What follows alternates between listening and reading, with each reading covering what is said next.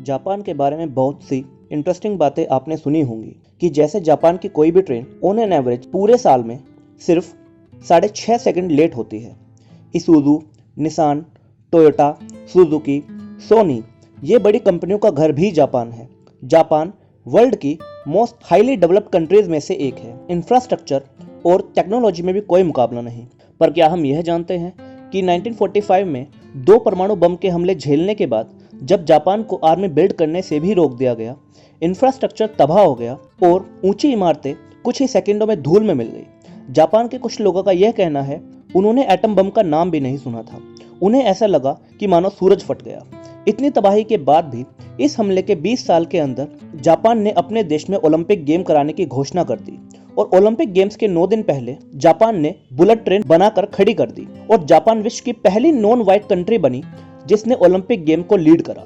आज हम बात करने वाले हैं जापान के ओकिनावा आइलैंड के बारे में, जिसे वर्ल्ड की हेल्दीएस्ट प्लेस भी कहा जाता है। ऑन एन एवरेज हर 1 लाख व्यक्ति में से ओकिनावा आइलैंड के 24 व्यक्ति 100 साल से ऊपर की आयु के होते हैं और 80 और 90 साल की आयु के लोग तो वहां पर आपको गिटार बजाते और खेतों में काम करते यूं ही दिख जाएंगे। आज हम आपको हेक्टर गार्जिया और फ्रांसिस मिरालेस द्वारा लिखी गई बुक इकिगाई से कुछ वो इंटरेस्टिंग बातें बताएंगे जिनके कारण जापान के ओकिनावा आइलैंड को आइलैंड ऑफ लोंगेविटी भी कहा जाता है। लोंगेविटी का अर्थ है दीर्घ आयु। आइए जानते हैं कुछ बातें जिन वजहों से इस आइलैंड को आइलैंड ऑफ लोंगेविटी भी कहा जाता है। Point number 1, have an Ikigai. Ikigai का सिंपल मीनिंग है पर्पस। हमने अपनी लाइफ को जीने के लिए पर्पस चाहिए और ऑथर कहते हैं वह पर्पस, वह काम ऐसा होना चाहिए जिसके रिजल्ट से नहीं बल्कि जिसके करने के प्रोसेस से हमें खुशी मिले। इसको इस तरह समझते हैं, अगर आपके पास कोई रीजन है तो आप डेली सुबह जल्दी उठना चाहेंगे, काम पर जाना चाहेंगे और जाहिर सी बात है आप अपने पर्पस को पूरा करने के लिए ज़्यादा लंबा जीना भी चाहेंगे। और जो काम हमें सच में पसंद होते हैं जैसे कि क्रिकेट खेलना, गिटार बजाना या फिर जो भी हमारी लाइफ का पर्पस होता है उसे करने में हमारा टाइम किस तरह बीत जाता है या उसे हम कितना एंजॉय करते हैं यह हम सभी जानते हैं। इसका मतलब अगर हमारा काम हमारे जीने का पर्पस होता है तो हम उस पर्पस को फुलफिल करना चाहते हैं और उस पर्पस को फुलफिल करते हुए हमेशा जीना चाहते हैं और हम कभी रिटायर भी नहीं होना चाहते। और यही पर्पस हमारी लाइफ को एक ड्राइविंग फोर्स देता है जिससे हम एक लॉन्ग लाइफ जी पाते हैं। Point number 2, stress kills longevity. कुछ लोग अपनी उम्र से जल्दी ही ज़्यादा उम्र के दिखाई देने लगते हैं। इसे प्री मैच्योर एजिंग कहते हैं। जब प्री मैच्योर एजिंग के कारण ढूंढे गए तो रिसर्चेस में पता लगा कि स्ट्रेस इसका एक बहुत बड़ा कारण है। ओकिनावा के निवासियों में यह देखा गया कि वह बहुत चीयरफुल एंड हैप्पी रहते हैं। वे सुबह उठ के अपने गार्डन्स में काम करते हैं, अपने दोस्तों से मिलते हैं और ओकिनावा का कम्युनिटी सिस्टम, जहां पूरी कम्युनिटी एक फैमिली की तरह काम करती है और ज़रूरत के समय सभी लोग फाइनेंशियली एंड फिजिकली वॉलंटियर करते हैं एक दूसरे की हेल्प के लिए, जिससे मुसीबत के समय भी दोस्तों कम्युनिटी को साथ खड़ा देख ओकिनावंस एक्सट्रीम कंडीशन में भी स्ट्रेस फ्री रहते हैं और ज़्यादा लंबी आयु तक जी पाते हैं। Point number 3, there is no word like retire. ऐसा कहा जाता है कि ओकिनावंस कभी अपने काम से रिटायर नहीं होते।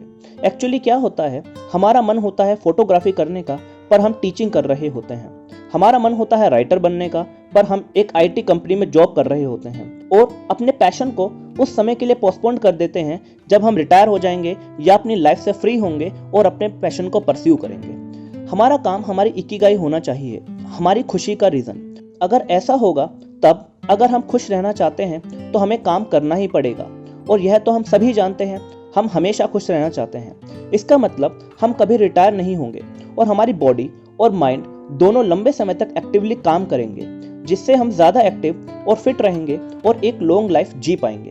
Point number 4, 80% rule of eating. हम जानते हैं कि हमारी हेल्थ बहुत हद तक जिस तरह का फूड हम खाते हैं उससे डिफाइन होती है। एक स्टडी के मुताबिक ओकिनावा के 100 ईयर्स से ऊपर के जितने भी लोग थे वो 206 से भी ज़्यादा डिफरेंट टाइप के फूड खाते थे। ऑन एन एवरेज वे एक दिन में 18 तरह के अलग अलग फूड कंज्यूम करते थे। ओकिनावंस अपनी डाइट का 30% न्यूट्रिशन सिर्फ वेजिटेबल से लेते हैं और वो सारी वेजिटेबल्स मोस्टली उन लोगों ने अपने वेजिटेबल गार्डन में उगाई होती हैं। ओकिनावंस पूरे जापान के कंपैरिजन में कम सॉल्ट एंड शुगर कंज्यूम करते हैं, कम कैलोरीज इनटेक करते हैं, जो कि उनकी लॉन्ग लाइफ का सबसे बड़ा रीज़न है।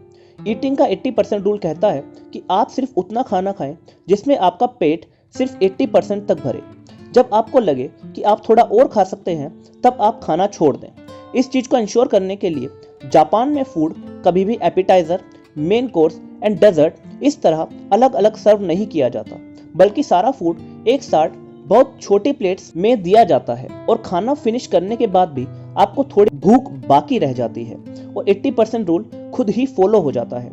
रिसर्चेस में भी यही पाया गया कि वर्ल्ड के 5 ब्लू जोन जहां की लाइफ एक्सपेक्टेंसी सबसे ज्यादा है, वहां के लोग बाकी देशों के कंपैरिजन में कम कैलोरीज इंटेक करते हैं। So we should eat less to live longer. अगर आपको ये वीडियो इंटरेस्टिंग लगी या कोई भी बात ऐसी लगी जो आपकी लाइफ को बेटर बना सकती है, तो प्लीज वीडियो को लाइक करें, शेयर करें एंड चैनल को सब्सक्राइब करें और प्लीज बेल आइकन दबा दें।